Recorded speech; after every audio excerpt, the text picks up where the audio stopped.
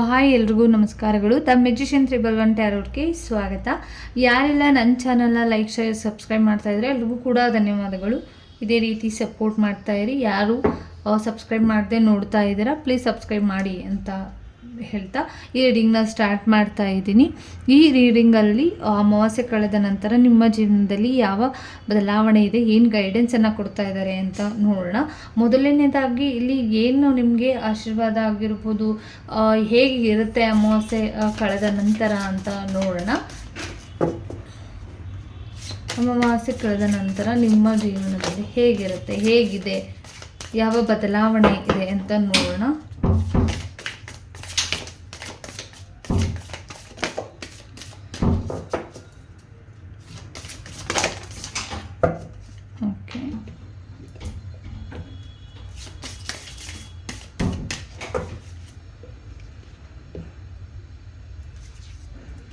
ಮೊದಲನೇದಾಗಿ ಇಲ್ಲಿ ಎಮೋಷನಲ್ ಆಗಿ ತುಂಬ ಹೈಯಲ್ಲಿ ಇದ್ದೀರಾ, ಎಮೋಷನಲ್ ಆಗಿದ್ದೀರಾ, ತುಂಬ ಫೀಲ್ ಮಾಡ್ತಾ ಇರ್ಬೋದು. ನಿಮಗೆ ಈ ಒಂದು ರೀತಿ ಅಮಾವಾಸ್ಯೆ ಹುಣ್ಣಿಮೆ ಬರೋ ಟೈಮಲ್ಲಿ ಏನೋ ಒಂದಿಷ್ಟು ಸಮಸ್ಯೆಗಳಾಗ್ಬೋದು, ನಿಮಗೆ ತುಂಬ ಫೀಲ್ ಮಾಡುವಂಥದ್ದು, ತುಂಬ ತೊಂದರೆಗಳಾಗುವಂಥದ್ದು, ತುಂಬ ಕೆಟ್ಟ ಕನಸುಗಳು ಬೀಳುವಂಥದ್ದು, ಮತ್ತು ಏನೋ ಒಂದು ವಿಚಾರವಾಗಿ ನಿಮಗೆ ಇಲ್ಲಿ ಎಮೋಷನಲ್ ಆಗಿ ಹೈ ಆಗುವಂಥದ್ದು, ಎಮೋಷನಲ್ ಆಗಿ ಅಳುವಂಥದ್ದು, ಏನೇ ಒಂದು ಪರಿಸ್ಥಿತಿಗಳು ನಿಮಗೆ ಇಲ್ಲಿ ಕನೆಕ್ಟ್ ಆಗಿಬಿಡುತ್ತೆ ಈ ಟೈಮಲ್ಲಿ ಅಂತ ಕೂಡ ಇದೆ. ಹಾಗಾಗಿ ಈ ಬದಲಾವಣೆ ಟೈಮಲ್ಲಿ ತುಂಬ ಎಮೋಷನಲ್ ಆಗೋದು ಕಂಟ್ರೋಲ್ಗೆ ತಗೊಳ್ಳಿ ಅಂತ ಬಂದಿರುವಂಥದ್ದು.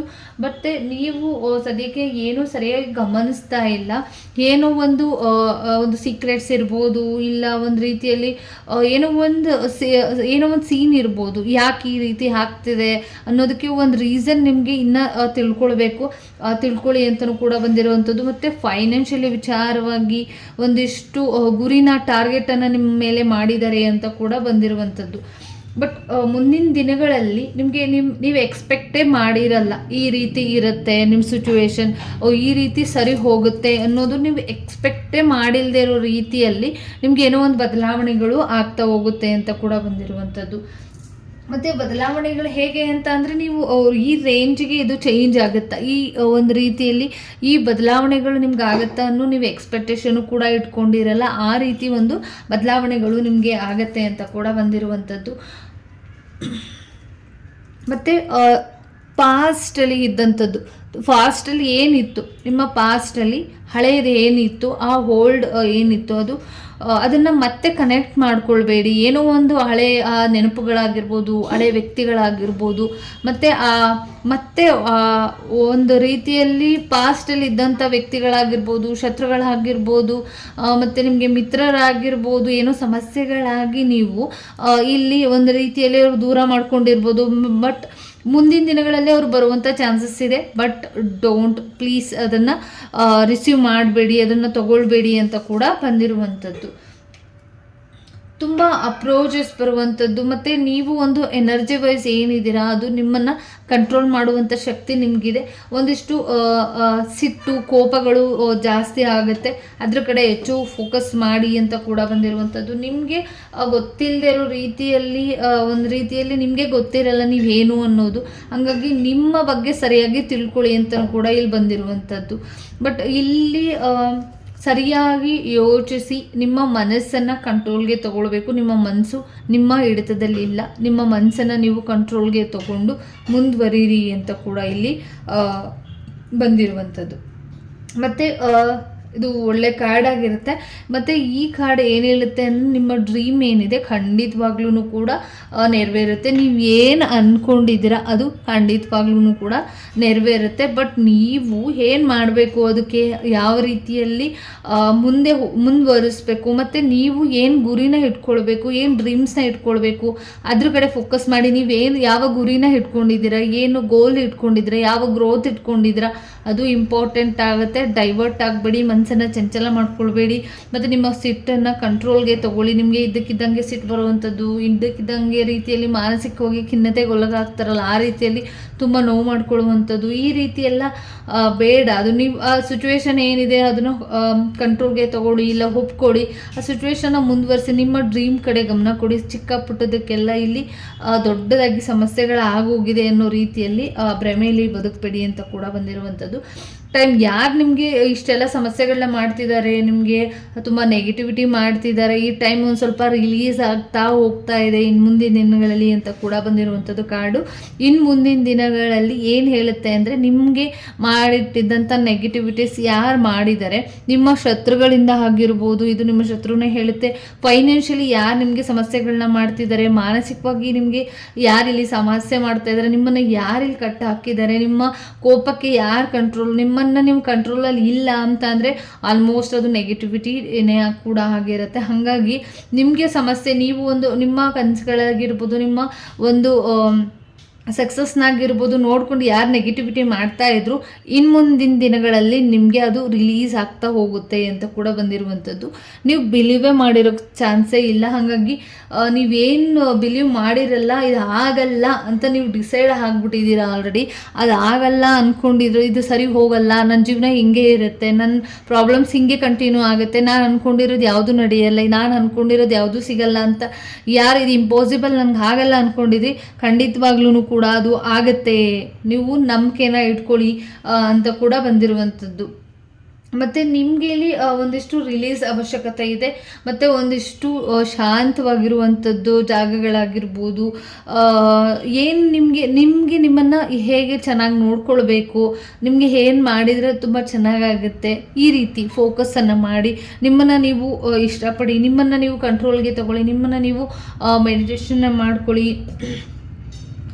ಸ್ಟೆಪ್ ಬೈ ಸ್ಟೆಪ್ ಒಂದು comfort, bottom of the deck ಬಂದು ಇಲ್ಲಿ ಸ್ಟೆಪ್ ಬೈ ಸ್ಟೆಪ್ ನಿಮಗೆ ಕಂಫರ್ಟ್ ಝೋನ್ ಸಿಗ್ತಾ ಹೋಗುತ್ತೆ. ಮುಂದಿನ ದಿನಗಳಲ್ಲಿ ನೀವು ಹೆದರೋ ಅವಶ್ಯಕತೆಗಳು ಇಲ್ಲ ಅಂತ ಕೂಡ ಇಲ್ಲಿ ಬಂದಿರುವಂಥದ್ದು. ಇಲ್ಲಿ ಒಂದು ಗೈಡೆನ್ಸನ್ನು ತೊಗೊಳ್ತೀನಿ, 3 ಕಾರ್ಡನ್ನು ಇಡ್ತೀನಿ ನಾನು ನಿಮಗೆ. ಇಲ್ಲಿ ನಿಮಗೆ ಯಾವುದು ಇಲ್ಲಿ ರೆಸೊನೆಂಟ್ ಆಗುತ್ತೆ ಅದನ್ನು ನೀವು ತೊಗೊಳ್ಬೋದು. Number 1, number 2, number 3. ಈ ಅಮಾವಾಸ್ಯೆ ಕಳೆದ ನಂತರ ನಿಮ್ಮ ಜೀವನಕ್ಕೆ ಏನು ಗೈಡೆನ್ಸ್ ಸಿಗ್ತಾ ಇದೆ ಅಂತ ನೋಡೋಣ. ಮೊದಲನೇದಾಗಿ ಏನು ಗೈಡೆನ್ಸ್ ಕೊಡ್ತಿದ್ದಾರೆ, ಮೊದಲನೇದಾಗಿ ಪ್ರಾರ್ಥನೆ ಮಾಡ್ಕೊಳ್ಳಿ. ನಿಮ್ಮ ಡ್ರೀಮ್ ಆಗಿರ್ಬೋದು, ನಿಮ್ಮ ಕನಸಾಗಿರ್ಬೋದು, ನಿಮ್ಮ ವ್ಯಕ್ತಿಗಳಾಗಿರ್ಬೋದು, ಸಿಚುವೇಶನ್ ಆಗಿರ್ಬೋದು, ನಿಮಗೆ ಏನು ಗೈಡೆನ್ಸ್ ಕೊಡ್ತಿದ್ದಾರೆ ಅಂತ ನೋಡೋಣ. ಈ ಗೈಡೆನ್ಸ್ ಬಂದು ನೀವು ಡೈಲಿ ಒಂದು ರೀತಿಯಲ್ಲಿ ಫೈನಾನ್ಷಿಯಲಿ ಲಾಸ್ ಆಗಿರುವಂಥದ್ದಾಗಿರ್ಬೋದು, ಸ್ಟಕ್ ಆಗಿರ್ಬೋದು, ಮತ್ತು ಫೈನಾನ್ಷಿಯಲಿ ಇಲ್ಲಿ ನಿಮಗೆ ನಿಮ್ಮ ಕಮ್ಯುನಿಕೇಷನ್ ಪ್ರಾಬ್ಲಮ್ ಇರ್ಬೋದು, ಮತ್ತು ಒಂದು ರೀತಿಯಲ್ಲಿ ನೀವು ಜಾಬ್ಗೆ ಹೋಗ್ತಾ ಇರೋವಂಥ ವ್ಯಕ್ತಿಗಳಾಗಿರ್ಬೋದು, ಫೇಸ್ ಟು ಫೇಸ್ ಏನು ಲಾಸ್ ಆಗಿದೆ ಅದ್ರ ಕಡೆ ಫೋಕಸ್ ಮಾಡ್ದೇನೆ ನೀವು ಕೆಲಸ ವರ್ಕ್ ಕಡೆ ತುಂಬ ಗಮನನ ಕೊಡಿ ಅಂತ ಕೂಡ ಬಂದಿರುವಂಥದ್ದು. ಮತ್ತು ಇಲ್ಲಿ ನಿಮಗೆ ಇಲ್ಲಿ ಒಂದು ರೀತಿಯಲ್ಲಿ ಎಲ್ಲೋ ಶೇಡ್ ಇರುವಂಥ ಡ್ರೆಸ್ಗಳನ್ನ ಯೂಸ್ ಮಾಡುವಂಥದ್ದು, ಮತ್ತು ಸ್ಪೆಷಲ್ಲಾಗಿ ನಿಮಗೆ ಒಂದು ರೀತಿಯಲ್ಲಿ ನಿಮ್ಮ ರೂಮ್ಗಳನ್ನ ಕ್ಲೀನಾಗಿ ಇಟ್ಕೊಳ್ಳುವಂಥದ್ದು, ಈ ರೀತಿ ಮಾಡಿದ್ರಲ್ಲೇ ಒಂದಿಷ್ಟು ಒಂದು ಪೀಸ್ಫುಲ್ ಆಗಿರುವಂಥ ಮೈಂಡ್ ನಿಮಗೆ ಆಗುತ್ತೆ. ಮತ್ತು ನೀವು ಎಷ್ಟು ಕ್ಲೀನಾಗಿ ಇಟ್ಕೊಂಡಿರ್ತೀರ ನಿಮ್ಮ ರೂಮ್ನ, ಅದು ಒಂದು ರೀತಿಯಲ್ಲಿ ಅವರು ಅದು ಒಂದಿಷ್ಟು ನಿಮ್ಮ ಪೀಸ್ಫುಲ್ ಮೈಂಡೆಡನ್ನು ತಂದುಕೊಡುತ್ತೆ ಅಂತ ಇದೆ. ನಿಮ್ಮ ಕಂಟ್ರೋಲಲ್ಲಿ ನೀವಿಲ್ಲ, ದಯವಿಟ್ಟು ನಿಮ್ಮ ಕಂಟ್ರೋಲ್ಗೆ ನೀವು ತಗೊಳ್ಳಿ ಅಂತ ಬಂದಿರುವಂಥದ್ದು. ಮತ್ತು ಒಂದು ರೀತಿಯಲ್ಲಿ ಊಟ ತಿಂಡಿ ತಿನ್ನೋದೆಲ್ಲ ಏನಿರುತ್ತೆ ಅದು ಏನಾದರೂ ಮಾಡೋ ಟೈಮಲ್ಲಿ ನೀವು ಒಂದು ರೀತಿ ಹಳದಿಗೆ ಸಂಬಂಧಪಟ್ಟಿರೋ ರೀತಿಯಲ್ಲಿ ಆಗಿರ್ಬೋದು. ಹಳದಿ ಅಂತ ಅಂದರೆ ಅರಿಶಿನ ಕುಂಕುಮ, ಅರಿಶಿನ ಇರ್ಬೋದು, ಇಲ್ಲ ಏನು ಹಳದಿ ಏನಿದೆ ಕೊಂಬು, ಹಳದಿ ಕೊಂಬು ಇರುತ್ತಲ್ಲ ಅದನ್ನು ನೀವು, ಅರಿಶಿನ ಕೊಂಬು ಇರುತ್ತಲ್ಲ ಅದನ್ನು ನೀವು ಇಟ್ಕೊಳ್ಳೋದಾಗಿರ್ಬೋದು. ಈ ರೀತಿ ಮಾಡ್ತಾ ಬನ್ನಿ. ಒಂದಿಷ್ಟು ಫೈನಾನ್ಷಿಯಲಿ ಲಾಸ್ ಆಗಿರೋದೆಲ್ಲವೂ ಕೂಡ ಇನ್ನು ಮುಂದಿನ ದಿನಗಳಲ್ಲಿ ಸರಿ ಹೋಗುತ್ತೆ. ಮತ್ತು ನಿಮ್ಮ ಸೀನಿಯರ್ಸ್ ಯಾರಿದ್ದಾರೆ, ನೀವು ಮಾಡ್ತಿರುವಂಥ ಕೆಲಸ ಆಗಿರ್ಬೋದು, ಏನೇ ಆದರೂ ನಿಮ್ಮ ಸೀನಿಯರ್ಸ್ ಯಾರಿದ್ದಾರೆ, ನಿಮ್ಮ ತಂದೆ ಆಗಿರ್ಬೋದು, ಈಗ ಒಂದಿಷ್ಟು ಪೇರೆಂಟ್ಸ್ ನಿಮಗೆ ಸಪೋರ್ಟ್ ಮಾಡುವಂಥವ್ರು, ಮತ್ತು ನೀವು ಮಾಡ್ತಿರುವಂಥ ಕೆಲಸದಲ್ಲಿ ಯಾರು ಮೆಂಟರ್ ಇದ್ದಾರೆ, ಸೀನಿಯರ್ ಇದ್ದಾರೆ, ನಿಮ್ಗೆ ಯಾರು ಗೈಡೆನ್ಸ್ ಕೊಡ್ತಾ ಇದ್ದಾರೆ ಅದನ್ನು ನೀವು ದಯವಿಟ್ಟು ತಗೊಳ್ಳಿ ಅಂತ ಕೂಡ ಬಂದಿರುವಂಥದ್ದು. ನಂಬರ್ 2 ಯಾರು ಚೂಸ್ ಮಾಡಿದ್ರಿ, ಒಂದಿಷ್ಟು ಪಾರ್ಟ್ನರ್ಶಿಪ್ ಬಗ್ಗೆ ಬಂದಿರುವಂಥದ್ದು, ಪ್ರೀತಿ ಬಗ್ಗೆ ಬಂದಿರುವಂಥದ್ದು, ಮತ್ತು ತುಂಬ ನೀವು ರೊಮ್ಯಾಂಟಿಕ್ ಆಗಿರುವಂಥ ಪರ್ಸನ್ ಆಗಿರ್ತೀರ, ಮತ್ತು ಡ್ಯುವಲ್ ಪರ್ಸನ್ ಆಗಿರ್ತೀರ, ಮತ್ತು ನಿಮ್ಮ ಎಕ್ಸ್ಪ್ರೆಸ್ ಏನಿದೆ, ನಿಮ್ಮ ಫೀಲಿಂಗ್ಸ್ ಏನಿದೆ ಆನೆಸ್ಟಿಯಾಗಿ ಇರುತ್ತೆ ನಂಬರ್ 2 ಅವ್ರದ್ದು. ಬಟ್ ಆನೆಸ್ಟಿಯಾಗಿದ್ರೂ ಕೂಡ ಒಂದು ರೀತಿ ಕನ್ಫ್ಯೂಷನ್ಸ್ ಮೈಂಡಲ್ಲೇ ನೀವು ಯಾವಾಗಲೂ ಕೂಡ ಇರ್ತೀರ. ಇಲ್ಲಿ ನಂಬರ್ 2 ಕಾರ್ಡ್ಸೇ ಬಂದಿರೋದ್ರಿಂದ ಒಂದಿಷ್ಟು ನೀವು ಯಾವಾಗಲೂ ಕೂಡ ಎಕ್ಸ್ಪ್ರೆಸ್ ಫೀಲಿಂಗ್ಸ್ ಏನಿದೆ ಅದನ್ನು ಎಕ್ಸ್ಪ್ರೆಸ್ ಮಾಡಿ, ಆನೆಸ್ಟಿಯಾಗಿ ಎಷ್ಟು ಆನೆಸ್ಟಿ ಖುಷಿಯಾಗಿರ್ತೀರ. ಅಷ್ಟು ಒಂದು ಬೆಟರ್ಮೆಂಟ್ ನಿಮ್ಮ ರಿಲೇಷನ್ಶಿಪ್ಪಲ್ಲಾಗಿರ್ಬೋದು, ನೀವು ಮಾಡ್ತಾ ಇರುವಂಥ ಜಾಗದಲ್ಲಾಗಿರ್ಬೋದು, ಒಂದು ಸಂಬಂಧದ ವಿಚಾರದಲ್ಲೇ ಆಗಿರ್ಬೋದು, ಖುಷಿಯಾಗಿ ಇರುತ್ತೆ ಅಂತ ಕೂಡ ಬಂದಿರುವಂಥದ್ದು. ನೀವು ಇಲ್ಲಿ ವೈಟ್ ಕಲರ್ ಆಗಿರ್ಬೋದು, ಸ್ಕೈ ಬ್ಲೂ ಕಲರ್ ಆಗಿರ್ಬೋದು, ಕ್ರೀಮ್ ಕಲರ್ ಏನಿದೆ ಅದನ್ನು ನೀವು ಯೂಸ್ ಮಾಡ್ಬೋದು ಡ್ರೆಸ್ಗೆ ಒಂದಿಷ್ಟು ಪೀಸ್ಫುಲ್ ಆಗಿರುವಂಥದ್ದು ಮೈಂಡೆಡನ್ನು ತಂದುಕೊಡ್ಬೋದು. ಮತ್ತು ನಿಮಗೆ ಒಂದಿಷ್ಟು ಲಕ್ಕಿ ಕಲರ್ಸ್ ಕೂಡ ಇದಾಗಿರುತ್ತೆ. ಹಾಗಾಗಿ ನೀವು ಸದ್ಯಕ್ಕೆ ಅವಾಯ್ಡ್ ಮಾಡಬೇಕಾಗಿರುವಂಥ ಕಲರ್ ಅಂದರೆ ಬ್ಲ್ಯಾಕ್ ಕಲರ್ನ ನೀವು ಅವಾಯ್ಡ್ ಮಾಡ್ಕೊಳ್ಳಿ. ಮತ್ತು ನಿಮ್ಮ ಕೈಲಿ ಆಗಿರುವಂಥದ್ದು ಒಂದು ಸಿಲ್ವರ್ ಕಾಯಿನ್ ಈ ಥರ ಏನಾದರೂ ಇದ್ದರೆ ಪಾಕೆಟಲ್ಲಿ ನೀವು ಇಟ್ಕೊಳ್ಬೋದು ಅಂತ ಕೂಡ ಬಂದಿರುವಂಥದ್ದು. ತುಂಬ ಬ್ಲೆಸ್ಸಿಂಗ್ಸ್ ನಿಮಗೆ ಅವಶ್ಯಕತೆ ಇರೋದು ನಿಮ್ಮ ಪಾರ್ಟ್ನರ್ಶಿಪ್ ಬಗ್ಗೆ. ನಿಮ್ಮ ಹಸ್ಬೆಂಡ್ ಆಗಿದ್ರೆ ವೈಫ್ ಒಂದು ರೀತಿಯಲ್ಲಿ ವೈಫ್ ಮತ್ತು ಇಲ್ಲ ಮದರ್, ಈ ರೀತಿಯಲ್ಲಿ ಅವರ ಬ್ಲೆಸ್ಸಿಂಗ್ಸ್ನ ತಗೊಳ್ಳಿ. ನಿಮ್ಮ ಬಿಸ್ನೆಸ್ಸಲ್ಲಿ ತುಂಬ ಚೆನ್ನಾಗಿ ವರ್ಕ್ ಆಗಬೇಕು ಅಂತ ಅಂದರೆ ಒಂದು ರೀತಿಯಲ್ಲಿ ನೀವು ಮದರ್ ಬ್ಲೆಸ್ಸಿಂಗ್ನ ತೊಗೊಂಡು ಮುಂದುವರೆದ್ರೆ ಖಂಡಿತವಾಗ್ಲೂ ನಿಮ್ಮ ಬಿಸ್ನೆಸ್ ಎಲ್ಲವೂ ಕೂಡ ಸಕ್ಸಸ್ ಸಿಗುತ್ತೆ ಅಂತ ಕೂಡ ಇಲ್ಲಿ ಬಂದಿರುವಂಥದ್ದು. ನಂಬರ್ 3 ಯಾರು ಚೂಸ್ ಮಾಡ್ಕೊಂಡಿದ್ರಿ ಫ್ಯಾಟಿಲಿಟಿ ಬಂದಿದೆ. ಹಂಗಾಗಿ ನಿಮಗೆ ಒಂದು ರೀತಿ ಇದು ಏನು ಗೈಡೆನ್ಸನ್ನು ಕೊಡ್ತಾ ಇದೆ, ಏನೇ ಒಂದು ಕೆಲಸ ಮಾಡ್ತಾ ಇದ್ದೀನಿ, ನೀವು ಏನೋ ಮಾಡ್ತಾ ಇದ್ದೀನಿ ಅಂದರೆ ಎಲ್ಲನೂ ಕೂಡ ಕ್ರಾಸ್ ಚೆಕ್ ಮಾಡಿ. ಯಾಕಂದರೆ ತುಂಬ ಇಂಪಾರ್ಟೆಂಟ್. ನಿಮಗೆ ಒಂದು ಟಾಸ್ಕ್ ರೆಸ್ಪಾನ್ಸಿಬಿಲಿಟಿ ಬರ್ತಾ ಇರುವಂಥದ್ದು. ನಿಮ್ಗೆ ಏನೇ ಒಂದು ರೆಸ್ಪಾನ್ಸಿಬಿಲಿಟಿ ಇದೆ ಅಂದರೆ 20 ನಂಬರ್ ಬಂದಿರೋದ್ರಿಂದ ಏಂಜಲ್ಸ್ ನಿಮ್ಮ ಸಪೋರ್ಟಿವ್ ಆಗಿ ನಿಲ್ತಿರ್ತಾರೆ. ಮತ್ತು ನೀವು ಪಾಸ್ಟಲ್ಲಿ ಏನು ಮಿಸ್ಟೇಕ್ ಮಾಡಿದ್ರಿ ಅದನ್ನು ದಯವಿಟ್ಟು ಮತ್ತೆ ಮಿಸ್ಟೇಕ್ ಮಾಡೋದಕ್ಕೆ ಹೋಗಬೇಡಿ.